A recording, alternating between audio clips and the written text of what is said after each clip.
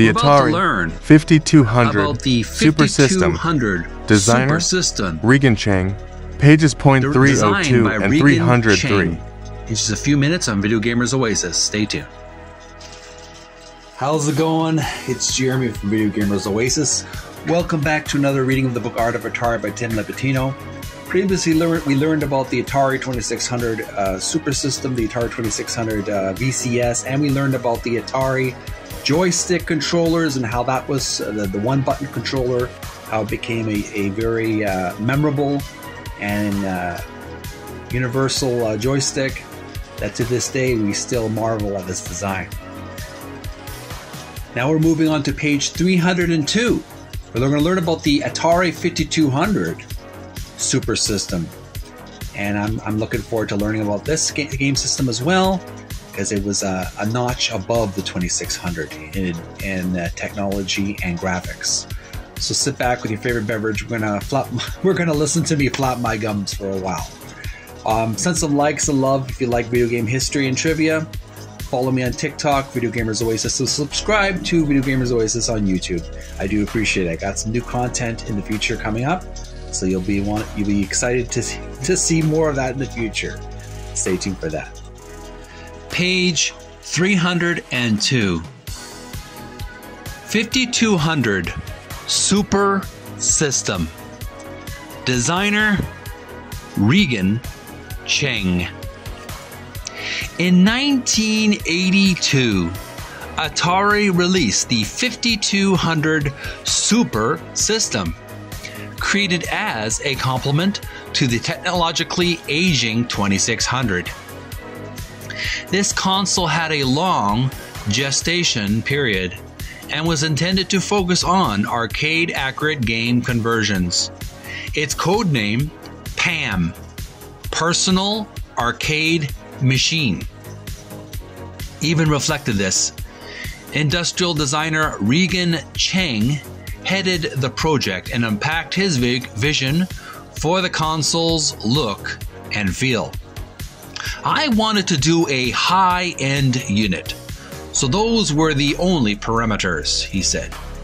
I wanted it to have a technical, precision look, that kind of flavor, like stereo equipment.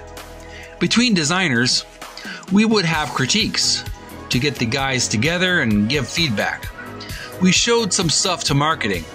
Sometimes they would sneak in at night and look at our stuff and leave feedback on post-it notes. It got more formal later on.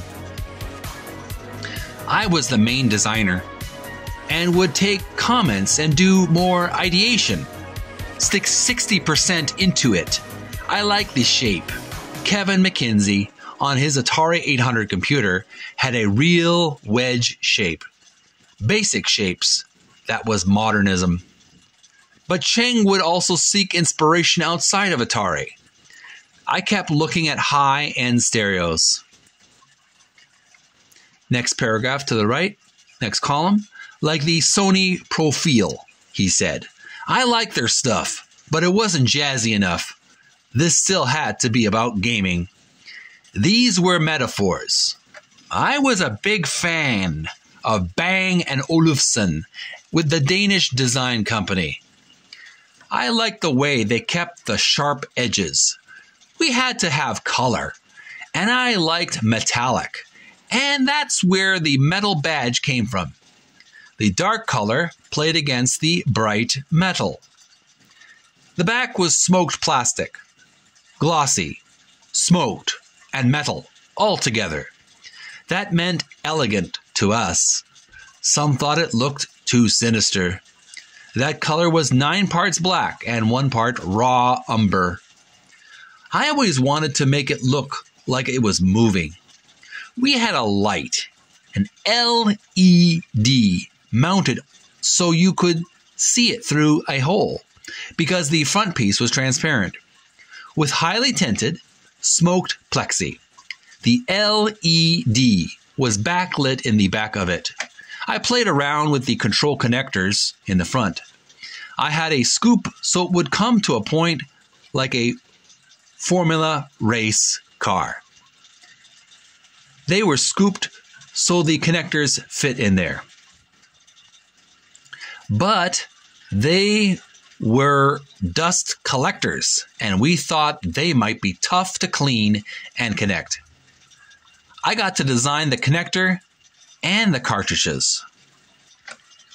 Continuing on page 303, I put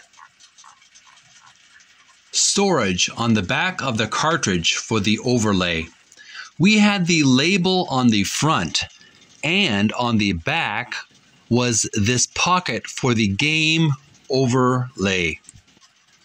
On the top surface, it's all one plane, and I broke it up visually to angle it so that it didn't look like one plane.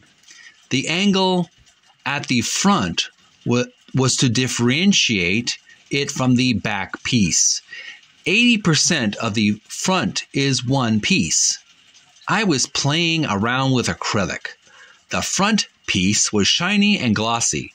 The original console, front and back, were smoked and not textured, like in later variations. They wanted it to look expensive and elegant. We didn't have a cost to fit into, so we had nice things like the aluminum nameplate that was expensive.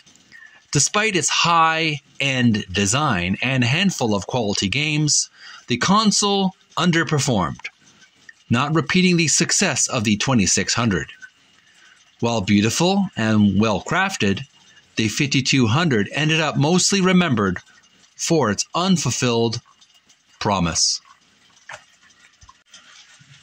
And we have here two photographs on the top left corner of page 303. The top photograph, there's a description for it, reads, the 5200 sported a flip-top bay that neatly stored the console's controllers, a feature borrowed from the ill-fated 2700 prototype wireless console. So we have a flip-top bay, almost like a little trunk in the back of the machine. And on the bottom photograph, there's a description, reads, detail of the 5200's single-piece brushed aluminum nameplate. And there we have embellished or embedded into the metal or the plastic, reads Atari 5200. And there's a bit of a rainbow from yellow, red, blue to green. Sort of a rainbow across the Atari 5200 logo. There you have it, folks. We learned about the Atari 5200 Super System on page 302 and page 303. There you have it. That's our little walk down memory lane learning about the Atari 5200. Hope you enjoyed our little bit of a history lesson. Send some likes and loves if you like Atari retro gaming and machines. If you have the Atari 5200 in your collection on TikTok, make sure to do some gameplay videos playing the 5200. I will send some likes and love your way because I do enjoy retro gaming and walking down memory lane.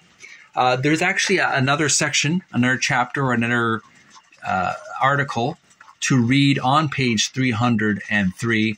That will be What's in a Joystick, the failure of the infamous CX52. We're going to take a break very briefly, and we'll continue on another video. Till then, follow me on TikTok, Video Gamers Oasis. I also subscribe to Video Gamers Oasis on YouTube. Send some likes, send some love. I do appreciate your support on TikTok. I do appreciate all the nice people, all the great gamers, retro and modern, who would like to learn about the history of Atari. So until then, take a break from the computer, take a break from the cell phone, the video game. From time to time, do some physical workouts, some physical activity. Maintain a physical, healthy body, as well as a big brain. And I'll see you another day, or perhaps in a few hours, depending on my time schedule. Bye for now.